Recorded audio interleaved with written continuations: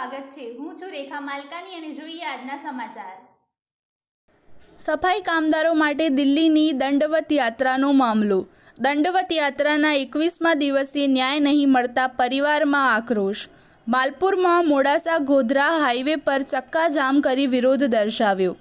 દંડવત યાત્રા કરનાર લાલજી ભગતના પત્ની અને મહિલાનો અટકાયત। પોલીસે ચક્કાજામ કરતી મહિલાઓની કરી અટકાયત। લાલજી ભગત માલપુરથી દિલ્હી સુધીની કરી રહ્યા દંડવત યાત્રા। કઠિન યાત્રાના 21મા દિવસે પણ અધિકારીઓ પદાધિકારીઓ નહીં આવતા આક્રોશ। સફાઈ કામદારોના પડતર પ્રશ્નોને લઈને કાઢી છે દંડવત યાત્રા। બોલો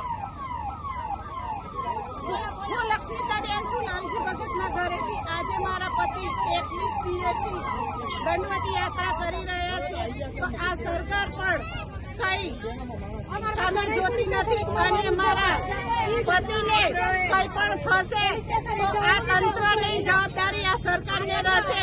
અને હું પણ ગાંધીના ઘર જઈ અને અન્ન પાણીનો ત્યાગ કરે અને તઈ આત્માવિલોપણ કરવા પણ મારા પતિ માટે હું પણ તૈયાર છું। આ સમાજ માટે